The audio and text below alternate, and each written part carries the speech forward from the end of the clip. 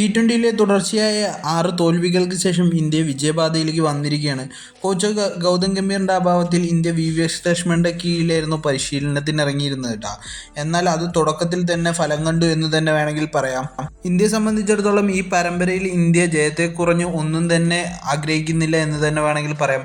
മറിച്ചാണ് എന്നുണ്ടെങ്കിൽ ഇന്ത്യൻ്റെ പ്ലെയേഴ്സിനും അതേപോലെ തന്നെ കോച്ചിങ് സ്റ്റാഫിനും ഉൾപ്പെടെ ബാധിക്കുമെന്നുള്ള കാര്യത്തിൽ യാതൊരു സംശയവുമില്ല. നാളെയാണ് ഇന്ത്യയുടെ രണ്ടാമത്തെ മത്സരം സിംബാബ്വേയായിട്ട് നടക്കാനിരിക്കുന്നത് കേട്ടോ. അതേ ഗ്രൗണ്ടിൽ തന്നെയാണ് നടക്കാനിരിക്കുന്നത്. ഈ മത്സരത്തിൽ കൂടി വിജയിച്ച് പരമ്പര സ്വന്തമാക്കാനാണ് ശ്രേയസ് അയ്യറിൻ്റെയും കൂട്ടരുടെയും ലക്ഷ്യം ഉണ്ടാ. അതുകൊണ്ട് തന്നെ ഇനിയുള്ള മത്സരത്തിൽ പ്ലേയിങ് 11 ചെറിയ ചേഞ്ചസോട് കൂടിയിട്ട് തന്നെയാണ് കേട്ടോ ഇന്ത്യ ടീം ഇറങ്ങാനായിട്ട് പോകുന്നത്. ഇന്ത്യ ആദ്യ മത്സരത്തിലെ പോരായ്മകൾ തീർത്ത് ഇറങ്ങാനുള്ളൊരു പദ്ധതി കൂടി ഇന്ത്യൻ ടീമിനുണ്ട്.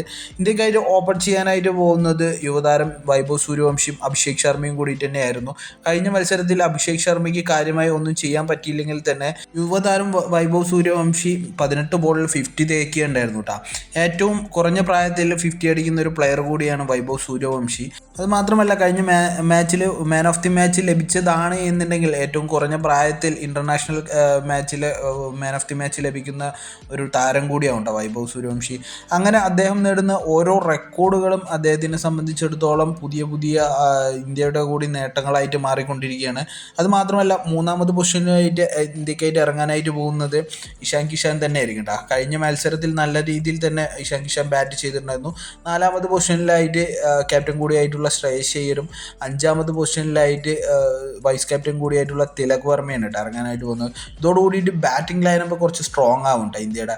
6ാമത് പൊസിഷനിലായിട്ട് ഇറങ്ങാനായിട്ട് പോകുന്നത് ഫിനിഷറായിട്ടുള്ള റിങ്കു സിംഗും 7ാമത് പൊസിഷനിൽ ഓൾറൗണ്ടർ കൂടിയായിട്ടുള്ള ശിവൻ ദുബെയാണ് കേട്ടോ ഇറങ്ങാനായിട്ട് പോകുന്നത്.